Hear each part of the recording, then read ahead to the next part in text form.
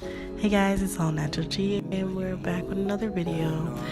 This is a very highly requested wash and go tutorial and I will be breaking down all the steps to making your perfect fro.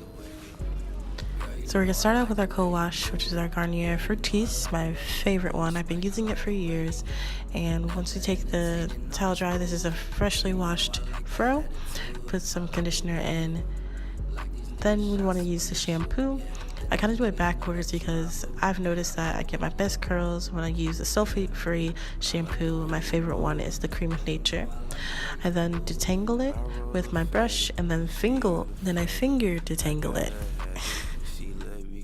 This gives me the most definition I've noticed, and it makes my curls last much longer.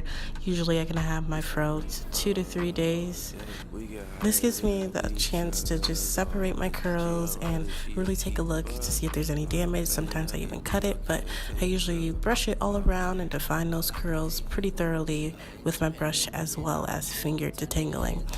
So then the next step is going to be diffusing. I got this diffuser from Target. It was only 20 bucks and I'll link it in the bio below. But I usually try to pull down my hair instead of scrunching it up because I like my bottom really long and then my top really short. So depending on the day, usually this is my traditional wash and go. If my hair is still wet, I'm going to use this towel. It's a microfiber towel to just dab it a little bit, get rid of the excess water and shampoo and conditioner, so that way my hair is soft and not crunchy when it dries. And that's it.